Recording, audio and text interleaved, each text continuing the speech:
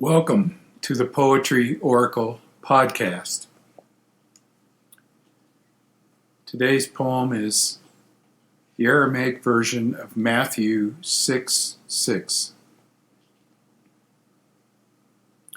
When you want to lay yourself open for the divine, like a snare that is hollowed out to its depth, like a canopy that projects a shadow from the divine heat and light into your soul, then go into your inner place physically, or to that story or symbol that reminds you of the sacred.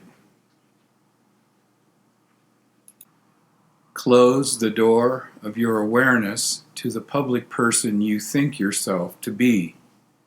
Pray to the parent of creation with your inner sense, the outer senses turned within. Veiling yourself, the mystery may be unveiled through you. By opening yourself to the flow of the sacred, somewhere, resounding in some inner form, the swell of the divine ocean can move through you. The breathing life of all reveals itself in the way you live your life. Douglas-Klotz. And now the New King James Version of Matthew 6:6 says, "But thou, when thou prayest, enter into thy closet, and when thou hast shut thy door, pray to thy Father, which is in secret, and thy Father, which seeth in secret, shall reward thee openly." Welcome again to the Poetry Oracle podcast. Today's poem comes from an interpretation of Jesus Christ's teachings in the Aramaic language, and I've also attached the New King James Version from the Bible and read it as well. Our poet today is a world-renowned religious scholar who interpreted the Aramaic version of Christ's words, which make for a completely different Christ, and comes from the Nag Hammadi findings in 1945 in the Egyptian desert. In these versions of Christ's teachings, as Joseph Campbell said, are essentially like Buddhism. I am sure Dr. Klotz got in some trouble with these interpretations, and perhaps maybe so will I again, as I have before, but that is all right, for this is good trouble. And I mean not to offend anybody or their faith, but also will express what I know, not what I believe, as Joe Campbell once said. Klotz and Christ in the Aramaic version suggests that one can go inward by several means. One, physically, or by going to story or symbol that reminds you of the sacred. One then sheds the outer persona we show in the world by going within, without the physical senses or body, or what I think he means, one goes to their soul. And in doing this, quote, within prayer, veiled, the great mystery may reveal itself through you. And I noticed a key word there as the word may.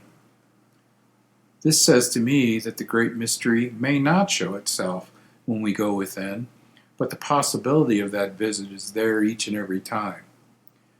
And that is part of the mysterious. Why now?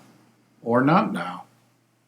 I know there are times in my life where I cannot feel any divinity, that I might be praying to nothing, feeling futile, and other times I can feel divinity moving through me. So I think often for me, the blockages of my ego, beliefs, wounds, and experience can block the great mystery and its energy. This reminds me of the Native American Lakota concept of hollow bone, where one is hollow, the spirit or the divine moves through one. The Lakota believed that the best healers were the hollow bones ones. If there are too many blockages, then the spirit cannot move through. So how do we hollow out? Dr. Jim Redtail Collins, a psychologist and Lakota teacher and healer, speaks of humility as the key.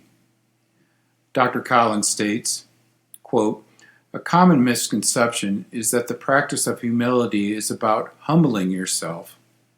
Not really, nor is it about knowing your place. It is not something you do, nor is it something that is done to you.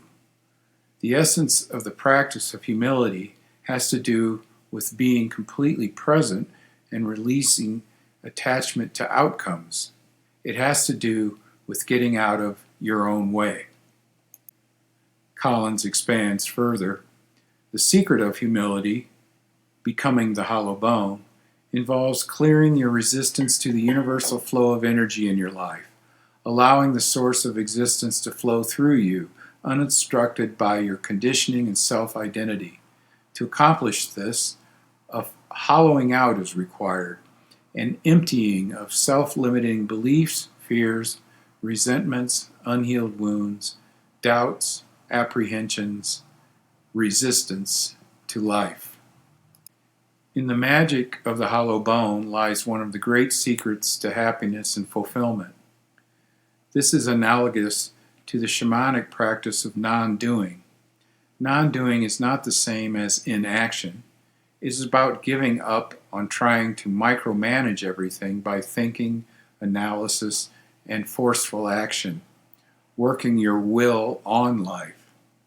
It has to do with acknowledging the flow of life and merging with what life offers, rather than trying to control and push everything, which is usually driven by subconscious fear. Most of us have learned to constrict the flow of possibilities considerably in order to maintain the illusion of control and ego identity. It is learning to be a human being as opposed to a human doing. And so there is the challenge, whether said by a Lakota or a Christian, a Buddhist or an agnostic. How do I get out of my own way? How do I heal myself?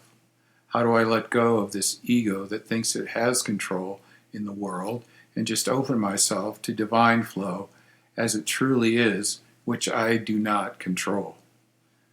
How does my past, my stories, experiences, and beliefs block the divine flow that is present in the now? How do I heal from the wounds that often block or limit the divine trying to move through me?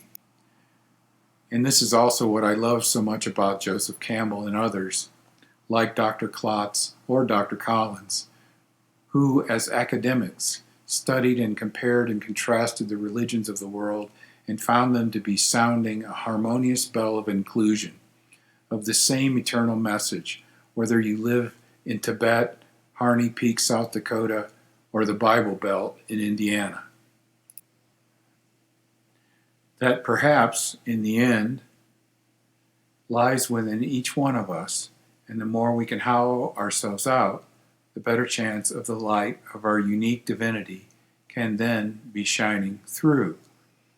And if we can go within, as Christ says, while also hollowing out our inner being with humility, as Dr. Collins says, then we can flow with the divine, a unique divine light that comes through one and out into the world. Thank you for listening, and I will be traveling to South America for the next 2 weeks, so I may or may not be posting additional poetry during this time. Either way, blessings and a deep bow to you, and may your light shine divinely and uniquely in the world. About Dr. Klotz. Neil Douglas-Klotz, Sadi Shakur Christi, his Sufi name, holds a PhD in religious studies, comparative Semitic hermeneutics, and psychology, and an MA in somatic psychology. He is an independent scholar with a background in hermeneutics, Middle Eastern languages, and sacred movement. For 8 years, he served as co-chair of the mysticism group of the American Academy of Religion and was the first practicing mystic to hold that position. He currently lives in Fife, Scotland, and directs the Edinburgh Institute for Advanced Learning. He has followed the Sufi path for more than 40 years and is initiated as Murshid, a senior guide, in the Sufi Ruhaniyat International.